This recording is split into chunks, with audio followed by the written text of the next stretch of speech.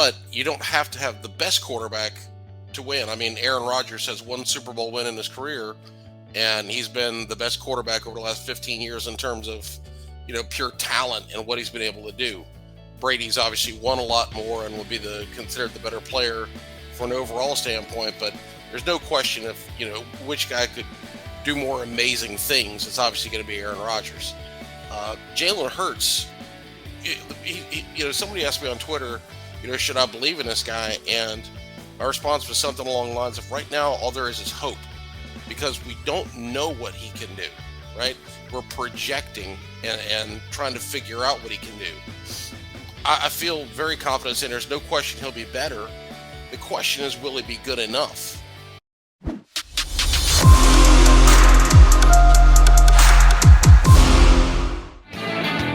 Tuesday edition of Birds 365 here on the JAKIB YouTube channel. You got the McMullen guys, McMullen and McDonald. Joined by our bud, Tommy Lawlor, a longtime Eagles beat writer, now Eagles blogger on EaglesBlitz.com. Tommy, how's your summer going? It's off to a good start. How are you fellas doing? Having some trees cut down near me, Tommy. If you hear any strange noises, don't be alarmed. But, okay, fair enough. That's what happens in the home studio. But it's good to see you. Happy summers, Jody said. I guess we'll start with Jalen Hurts because Jody and I were discussing that before you came on. It's tough to look at this team right now, Tommy, and say, Howie Roseman has not built up a pretty significant roster. I don't know where you want to put it, but certainly in the top half of the league. And a lot of this is going to depend. You hate to boil things down to the quarterback, and I think people do that too much, but does it come down to the quarterback? I mean, if Jalen Hurts plays really well, this is going to be a really good team. And if he doesn't, maybe there's some issues. Well, I mean, football, the most important position is quarterback. There's no question. But you don't have to have the best quarterback to win. I mean, Aaron Rodgers has one Super Bowl win in his career, and he's been the best quarterback over the last 15 years in terms of, pure talent and what he's been able to do. Brady's obviously won a lot more and will be considered the better player from an overall standpoint, but there's no question if, which guy could do more amazing things. It's obviously going to be Aaron Rodgers. Jalen Hurts, somebody asked me on Twitter, should I believe in this guy? And my response was something along the lines of, right now, all there is hope, because we don't know what he can do, right? We're projecting and trying to figure out what he can do. I feel very confident in there's no question he'll be better. The question is, will he be good enough? And that's where things get complicated, because what does good enough mean? Is getting the Eagles into the playoffs and winning a single game good enough? What if he has a great season and there's a slew of injuries and the team, gets to the playoffs and doesn't win because he doesn't have the right people around him? It's hard to say that there's a definitive target that he's got to meet. But I think you kind of know when you watch. And we saw last year, he was able to make plays and do things, but he was doing it against mediocre competition, right? He lit up the Lions, that's great. And we saw some really good things in that game. But when he played Tampa Bay in the playoffs, it was just the opposite. We didn't see good things. So I think the eyeball test will tell us whether he's headed in the right direction and what we think his ceiling can be. Tommy, you've been covering the Eagles for a long time, so I know you understand when it comes to Eagle Nation, the fan base of the Philadelphia Eagles. The two things that they love most are watching and rooting for the Philadelphia Eagles and second-guessing the offensive play calling of the Philadelphia Eagles. That's what they do best. This should be a real fun year because the Eagles have gone out of their way to upgrade some weapon. A.J. Brown, major addition. Devonta Smith, better second season in the NFL. We're all assuming the Eagles are going to throw the football more this year, but they were pretty damn effective running it in the second half of last season. If we're right that they want to throw the ball more, that's the nature of the National Football League. It has become such a passing league. You can't be as run dependent as the Eagles were last year and think you can go to a Super Bowl. How scrutinized is the Eagles' offensive contingent going to be? And that comes from the head coach to the play caller all the way down. How much of a microscope are they going to be under this year? Oh, certainly a lot, because when you go in and you add A.J. Brown and you have a good offensive line in place, and you had Devontae Smith in year 2, and Jalen Hurts is going to have the second straight year under a coaching staff and in an offense. There's all these pieces in place. So just look at a piece of paper and studying the Eagles, they should be one of the better offenses in the league. And I saw the other day a fantasy guy on Twitter had projected, and this is a notable guy, had projected Jalen Hurts to be one of the top fantasy quarterbacks in the league next year. And so there's going to be a lot of expectation for the Eagles to be a flat out good offense, not pretty good, not have some good games, but to be a consistently good offense. So fans are certainly going to feel that way. The media is going to feel that way. The NFL analysts are going to feel that way. So there will be a lot of pressure on them to put up big numbers on a regular basis. Everybody has a stinker here and there. That's just reality. But they need to be consistently good. Last year, they ran the ball consistently well, but the offense would be up and down. There was a couple of games where they struggled to score points.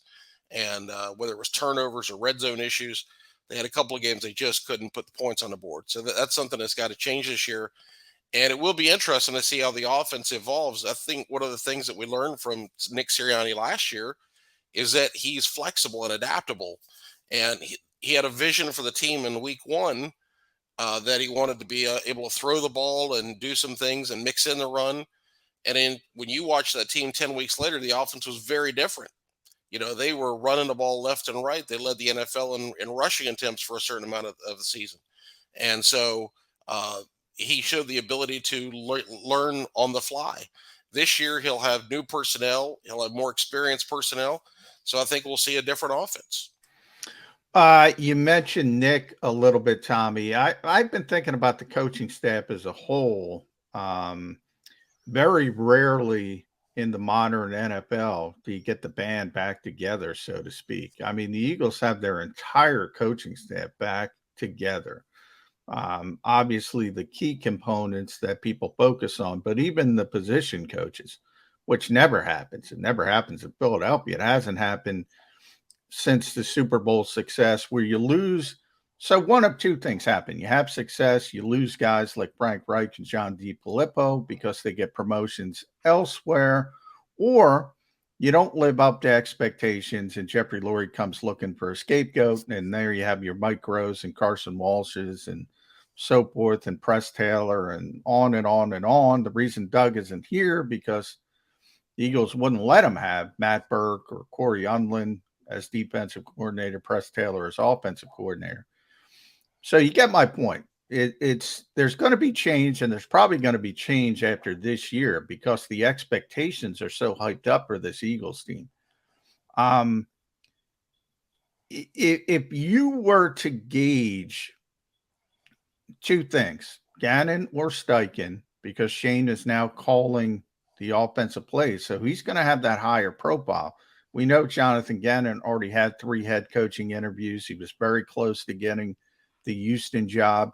So number one, which one of those two do you think is more likely to leave if the Eagles have success? And then secondly, does Nick have to take advantage of this? Because he's not going to have all his coaches back next year. Not going to happen. It just doesn't happen in the NFL.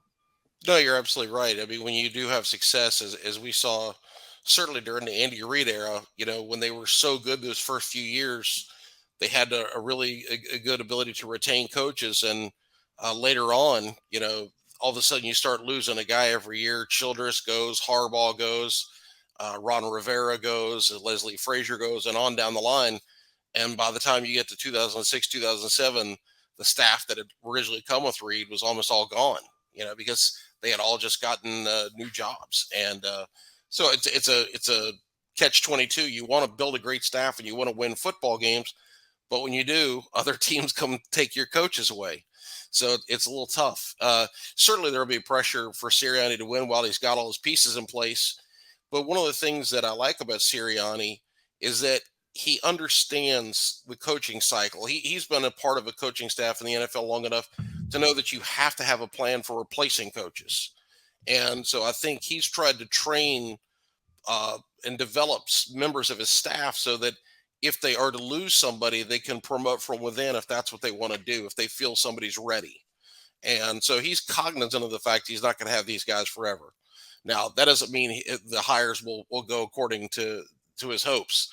We all know that there's been a ton of great hires in NFL, or a ton of hires in NFL history that looked great and sounded great and worked out just the opposite. Uh, Gannon, he's a little bit of a mystery to a lot of us as to why he's so highly regarded in league circles. But he says things the right way. He obviously must interview very well. He's got a presence about him, and his ideas about defense resonate with teams now as people are being more creative and have different goals. The old days of load up the box, stop the run, and just blitz relentlessly, the Buddy Ryan formula, right? That just doesn't work in the modern NFL. And so now with being creative and playing different coverages and focusing on this and that, what he says seems to resonate with teams. So it feels like Gannon's going to get a head coaching job at some point. Steichen, he doesn't feel like a compelling candidate to me. So I don't think he'll be going anywhere for a few years. All right. Your latest blog on EaglesBlitz.com talked about this entire offseason, basically an evaluation of the job that Howie Roseman has done. And you did a nice job comping it to previous off seasons the Eagles have had. For those who didn't get a chance to look at it yet, highlight some of the things that you do like about this Eagles off season and where you think they may have come up short. Well, obviously, Howie, if you look at what he did, they upgraded almost every area of the team, right? They added a quarterback, they added an elite receiver, they added a tight end, they added a stud offensive lineman, they added a stud defensive lineman, they added multiple linebackers, they added safety, they added multiple cornerbacks. The one thing that they didn't address was running back, but they obviously feel good about Miles Sanders and Kenny Gainwell and Boston Scott. And as we know with running back, that's a place you can find somebody at the drop of a dime who can come in and contribute. Jordan Howard, as far as I know, is still a free agent. So should it get to August and they say, you know what, let's get the band back together, they can add a guy like Jordan Howard. So they've done a good job of not just focusing on one simple spot. And, listen, they had a lot of resources, but when they traded for A.J. Brown and they traded up for Jordan Davis, those resources got thinned out. And so they had to be a little creative. Well, they went and they signed a really good undrafted class, getting a guy like Carson Strong, who I thought could have been a mid-round draft pick. They got him as an undrafted player because of his knee history. He's got tremendous talent, but he's had real injury. So if he can stay healthy, it just cost the Eagles a few $100,000 to essentially buy an additional 7th-round pick. So that's a good job there.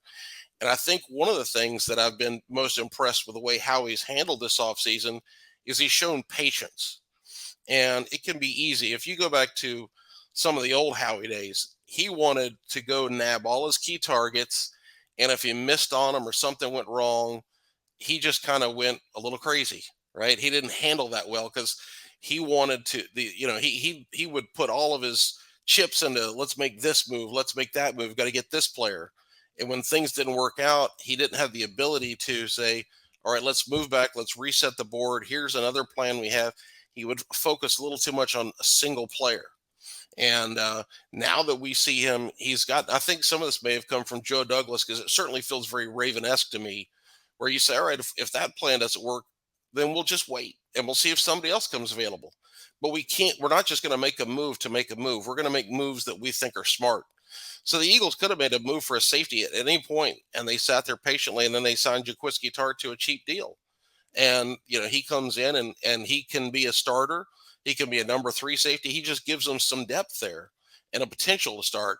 But rather than rush out and sign a guy to a mid-level deal that you don't really believe in, be patient, see how the market plays out. And I'm sure Tartt at some point said, I'm not getting the offers I want. The Eagles could be a winning team. Let me go sign there and we'll see what happens. And they got lucky by not making a rushed move at corner. James Bradbury gets cut, falls into their lap. So his patience has paid off, that he's been able to make these additions that he didn't make the first or second week of March, and have helped the Eagles to have one of the better rosters in the league. Yeah, it's interesting because now that we know, sort of in hindsight, how we did want the original plan was okay, we're going to go after Marcus Williams. We're going to try to make a splash at safety. And then we're going to go after Trey Waynes and get sort of an okay, sort of talented, but has never lived up to the billing. Um, Still under 30 years old. That didn't work out. The Ravens outbid the Eagles for Williams. Trey Wayne said, you know what? I'm thinking about retiring. And all of a sudden, that patience turns into James Bradbury at corner, who's a better player than Wayne's, in my estimation. Sure. Now, Tart's not Marcus Williams, but you still get competency there. So, Jody and I were talking about this yesterday, Tommy. Sometimes it's better to be lucky than good and not get what you want originally, because then you got to go looking and open up another door. If the Eagles signed Trey Waynes, they wouldn't have been in the James Bradbury mix when he became available. So I do think fans get caught up in it's got to happen right now. It's got to happen right now. One thing Howie says that resonates, it's a long time between free agency and the start of the season. It's a number of ways to get players, and he's gotten better at that over the years. Have you seen that? Yeah, absolutely. There's no question. And your point about being lucky, NFL history is filled with that. I mean, Yeah. Dak Prescott, the Cowboys tried for 5 or 6 quarterbacks Yep. before it Yep. settled on Dak Prescott. And as Eagles fans, it would have been great for them to draft Paxton Lynch. We'd love that. Or Connor Cook, or one of these guys that's out of the league now.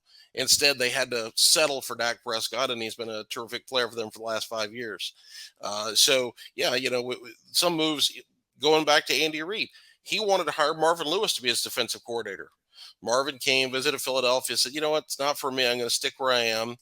So they had to settle for a guy named, what was his name? Jim Johnson? I think he did okay. Yeah, he did okay. So sometimes you have to sort of, you have your list and you want this. And if it doesn't work out, you have to be flexible, because if you put everything into one player and that player goes elsewhere, because players have freedom. There's agents involved, there's wives involved, there's all kinds of things involved with that player. There's no guarantee that player is going to want to come to you. And obviously with the draft, you just don't control things unless you have the number 1 pick. So you have to be flexible with your plans. You have to be patient. And part of that patience is now you have to sit there and say, if things don't work out, if Jaquiski Tart doesn't come here, if James Bradbury doesn't fall into our laps, then we have to be willing to go with Marcus Epps or Zach McPherson. We have to be willing to take a chance on the players we do have already in place. And again, I talk about the Ravens because they will sit there and be patient. And sometimes guys come to them that fits them. Other times they don't, and they take a chance on young players that are already on their roster. Some of those players pan out, some don't. But you have to kind of be patient and play the long game, rather than run around and sign a bunch of mid-level free agents that you don't really believe in, but the media will like and fans will like say, hey, we made that move. Well, don't just make that move. Go make moves with players you believe in. Be patient, take a chance. And this offseason, things have worked out. Now, of course, we got to see what it looks like on the field. Looks good on a piece of paper. We just got to see what it does on the field. Tommy, one of the reasons why I love having you on the show is that you've got a very good grasp on Eagles history. So I'm going to take a risk here, and I'll probably get roasted for this. And people will say, that's a problem with this YouTube. The tape never goes away. I'm going to put 3 names together, and I want you to give me your take on them. Jeremiah Trotter, Seth Joyner, and Nakobe Dean. I'm not going to say that Nakobe Dean is going to be better than the aforementioned linebackers. I'm already going off, Jody. I'm not going to say that he will even be the equivalent of those linebackers. I'm going to say he's going to get into their neighborhood. That's how much I love this young man and think he's going to be a dynamite, productive linebacker for the Eagles for years. Trotz, Seth, Nakobe Dean. Which neighborhood do you see him being more like? Which one do you see him being able to grab a residence in? That's a tough one. So Seth really should be a Hall of Fame player. The fact that he's not in the Hall of Fame, I get that. There's a lot of players that's tough to get in. The fact he's not really talked about and considered for it bothers the heck out of me. If you look at what he did in 1991, he was phenomenal. His ability to rush the passer, play the run, cover tight ends, drop back. He had interceptions, sacks, fumble recoveries, forced fumbles, tackles. He was truly a complete linebacker and could take over games. He was a special, special player. He's the best linebacker the Eagles have had in a long time. Maybe you could argue he's the best linebacker in team history. He is a phenomenal player. N'Kobe Dean ain't going to come anywhere close to that. Let's just go ahead and get that off the bat. Seth is a special dude, right? Jeremiah Trotter was a fantastic player for a short amount of time. His body just in terrible shape. You know, the story about him he went to Kansas City in 2005 as a free agent, went and talked to the doctors. They looked at his knee and he said, I don't know why you guys bother. I'm going to fail your tests. And they said, well, okay, he did fail our test, and he ended up flying back to Philadelphia and signing with the Eagles. He could play. His body couldn't sustain it because of the size, 260-pound linebacker who was super physical. Now, I think Dean would have the potential to be like him, a guy that makes some Pro Bowls and has some really outstanding years. Their play styles will be nothing alike because Seth at Trotter at 260 pounds, he was a sledgehammer. Right. If you go watch the early years, Jim Johnson would have him attack offensive linemen. Usually offensive linemen come to you and it's up to the linebacker to engage them and try to shed the block. Trot would just run at them and try to knock them down to blow up the play. And that's highly unusual. All right. That's a very different way of playing linebacker. Dean is going to be a guy who's going to sit back, who's going to read things and then take off and play sideline to sideline. So it's going to be a different style, but he's got the potential to be a Pro Bowl player. Certainly. We all thought he was going to be a first-round pick. I was shocked the Eagles got him in the third round. His tape is a lot higher than that. But whether he becomes, in my mind, a Hall of Fame type player, that's where I put Seth. I think that'd be putting a lot of pressure on a young man. Pro Bowl potential, yeah, I would say he's got Pro Bowl potential. But he's a player I can't wait to see on the field and see what he does. He's going to have a huge chip on his shoulder because of the fact he did fall to the third round.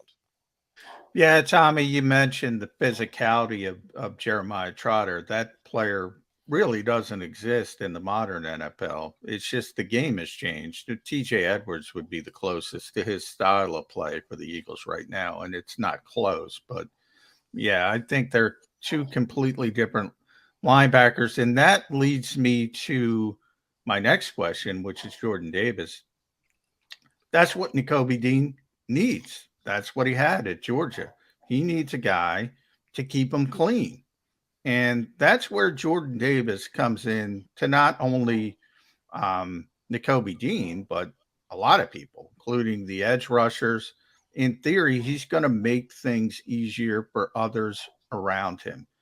A couple times over the past week, we've had guests, and I'm starting, I don't want to say get scared about this, but I see where they're going. And the fact that as the number 13 overall pick, there's going to be expectations. And Jordan Davis isn't going to be a stat guy. It's just not. He's not going to get a lot of sacks. He might be better than people expect, but he's not going to put up these big numbers. And he still might be really, really effective for the Eagles defense because of Hassan Reddick's getting loose, Josh Sweat's getting loose, N'Kobe Dean's turning into a Pro Bowl linebacker. Is that too esoteric for football fans to understand? Or are we going down?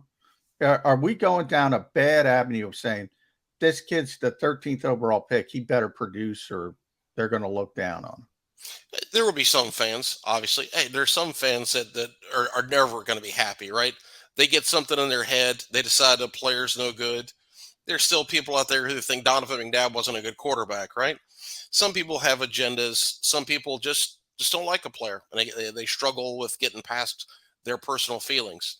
I think people were going to be able to – I think football fans are smarter than ever because there's so much smart coverage out there on the internet, on NFL Network with some of the breakdowns they do, the team sites. If you watch the stuff that Fran Duffy does for the Eagle site, you can understand the game at a level you couldn't used to in the old days. And you would have to be basically a coach or have access to coaches to understand it like that 30, 40 years ago. Now that stuff is out there for you to consume and to learn.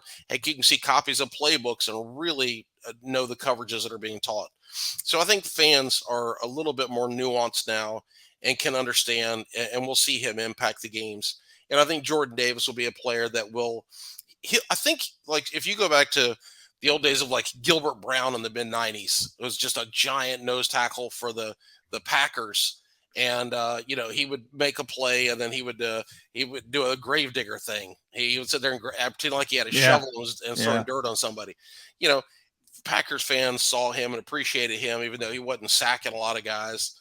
He was eating up a lot of blocks, allowing that defense to play at a high level. I think Davis can do some of that, but I think he's athletic enough that he'll make more plays than maybe you think. He's not going to have 10 sacks. Heck, if he gets 4 sacks, that's fine. But just affect the plays, affect the quarterback, be disruptive, and help guys like Nakobe Dean run around and make plays. I think people will see that, and the defense will be good. Here's the reason why Jordan Davis will be evaluated a specific way, and it doesn't sound like it's going to play to Johnny Mac's favor. I'll ask you both. Who's the best defensive player in the National Football League? Aaron Donald. I would probably say Aaron Donald. Aaron Donald. What position does he play? Defensive tackle. What position was he drafted in? 13th. 13th. And by the way, Jody, this is not Chip Kelly and revisionist history. And you can ask my buddy Damon Benning, who's on the air in Omaha. One of my few wins in the draft, I said Aaron Donald was the best player in that draft. You mentioned that before he fell to number 13. And some people might say that Jordan Davis fell to 13 as well. Probably not as many as Aaron Donald. But they're both defensive tackles. They were both selected number 13.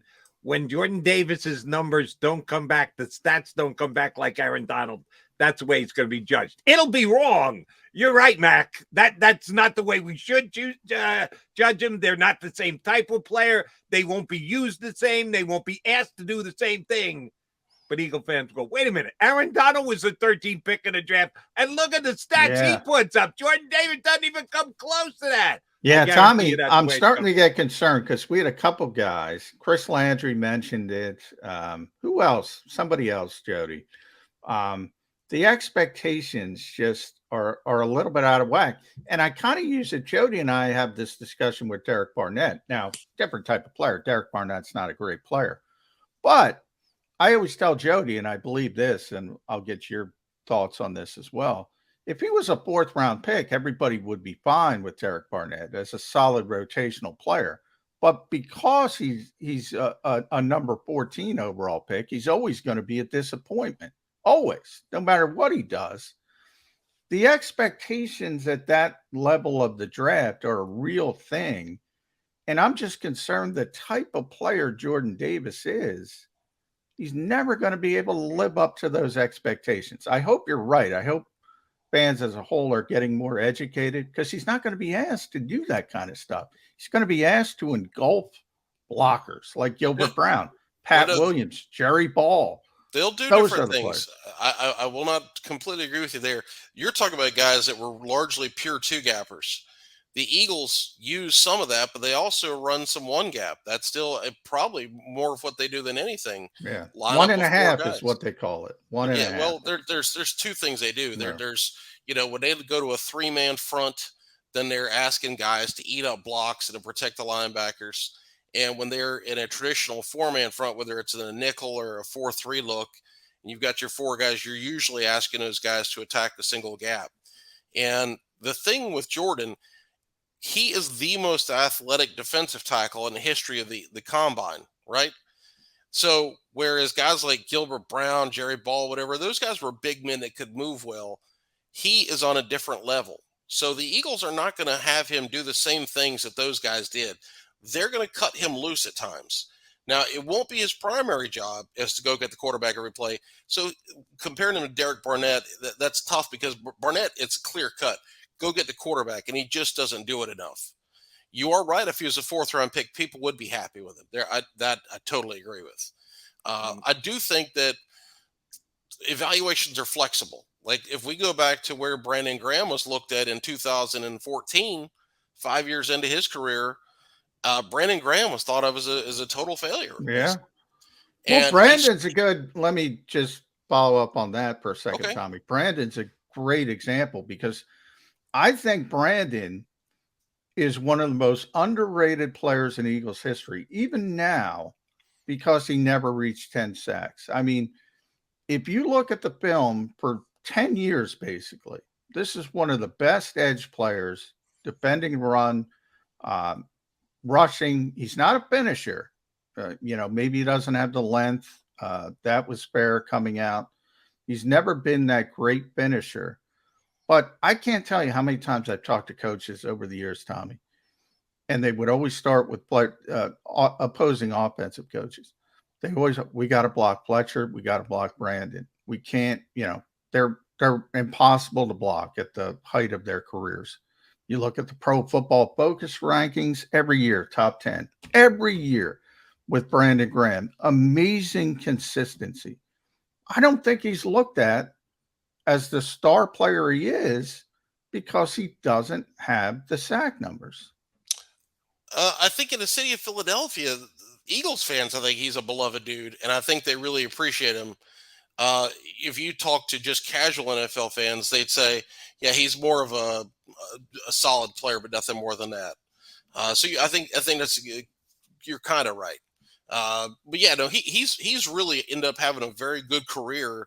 Halfway through it, he was relentlessly compared to JPP and Earl Thomas. Yep.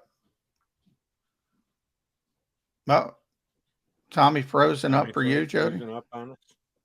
That came out of nowhere. He was solid the whole time, but it happens. Absolutely perfect. Then boom, he just froze up. The JPP and Earl Thomas, that Brandon had to live with that for years. JPP, we're talking about what you mentioned, Tommy, JPP and Earl Thomas. Brandon had to live with that for years, and I think it's ironic. Look, I think Earl's going to the Hall of Fame, so he's a great player. Sure.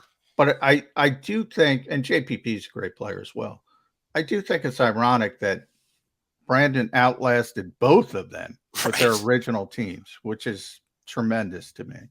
Yeah, listen, we got to give Brandon a ton of credit for the person he is, for persevering and having just this super positive outlook that every coach who's come in here has loved that guy.